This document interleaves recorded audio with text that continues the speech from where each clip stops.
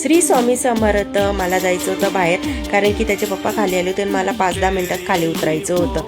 आणि वेदची एक एक फरमाईश असते, कारण की मला बाहेर जायचं असलं की वेद असा फायदा उचलून घेतो की आता मम्माला काहीतरी सांगू, ती पटकन मला असं काहीतरी बनवून दे. त्याला आहे ना म्हटलं आता काय बनवू 5 ते 10 मिनिटामध्ये. मम्मी ना पटकन आहे ना चण्याच्या पिठाचाच ढोकळा बनवला. आता गॅसवर जर इडलीच्या भांड्यात ठेवला तर त्याला 15 ते 20 मिनिटाच्या वरतीच जाईल, ते मला तेवढा वेळ पण नव्हता. मग घेतलं ओव्हनमध्ये ना, म्हटलं आता सेट करू आणि ओव्हनमध्ये पटकन ठेवू की 10 मिनिटामध्ये होईल. मग मी ना परत 10 मिनिटावरती लावला टायमिंग आणि पटकन तो होईल आता ढोकळा. आणि तिथपर्यंत म्हटलं तयारी करून घेऊ.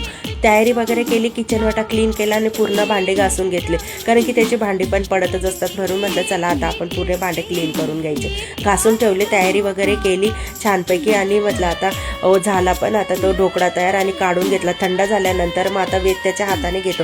तिथपर्यंत आहे ना म्हटलं भांडे लावून घेते. Bye bye. कशी वाटली?